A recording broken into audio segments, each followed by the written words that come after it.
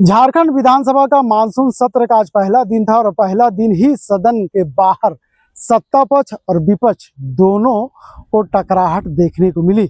जिस तरह से सदन के शुरू होने से पहले ही सब विपक्ष ने जिस तरह से एसआईआर का मुद्दा सदन के बाहर उठाया, उसके बाद सत्ता पक्ष के तमाम मंत्री और विधायक विपक्ष को ललकारते हुए नजर आए।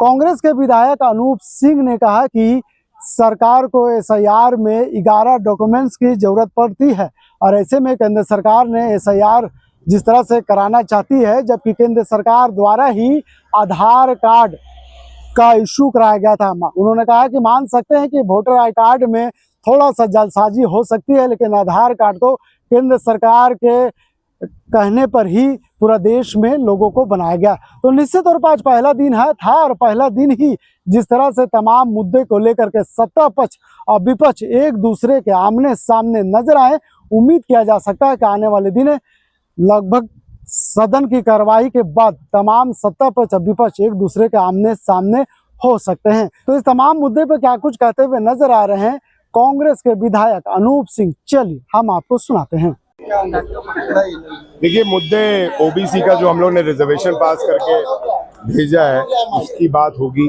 आपको सरना धर्म कोड की बात होगी। निश्चित तौर पर जो बिहार के तर्ज पर वोटर वेरिफिकेशन की बात की जा रही है, उस पर हम लोग का झारखंड में भी साफ कहना है कि उसको आधार लिंक किया जाए।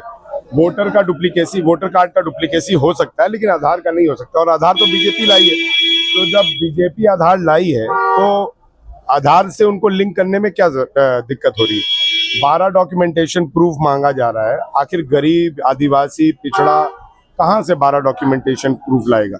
तो इसलिए हमारा कहना है कि एक आधार पर उसको लिंक करते हुए आप वोटर वेरिफिकेशन कराइए, हमें उससे कोई आपत्ति नहीं है, लेकिन आधार बेस्ड होना चाहिए। प्रस्ताव कब ला रहे हैं? बहुत जल्द लाएंगे। मैं समझता हूँ 4 या 5 तारीख को हमारी सरकार इस पे पहल करेगी। मामला हुआ है, मॉब लिंचिंग कानून वगैरह। देखिए, इसको आप मॉब लिंचिंग के तौर पर मत देखिए, ये एक घटना घटी है और मैं समझता हूं कि कांग्रेस पार्टी जाति या धर्म की राजनीति नहीं करती। निश्चित तौर पर जो घटना घटी है उस क्रम में जो इंस्पेक्टर है उनको सस्पेंड किया गया है और आगे जांच चल रही है।